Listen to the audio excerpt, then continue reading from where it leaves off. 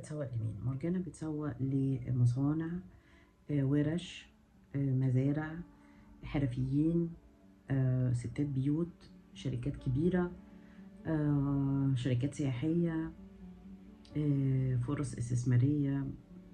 فرص استثمارية دي حاجة مفتوحة جدا، سواء مشاركة في مستشفيات، مشاركة في مدارس، أراضي تتعمل مشاريع كبيرة بشكل بنساعد في الأفكار بتاعته من خلال الخبراء اللي موجودين معانا في مورجانا. لا، مورجانا بتسوق لقطاع كبير قوي، سواء مصري أو عربي أو أفريقي، للعالم كله.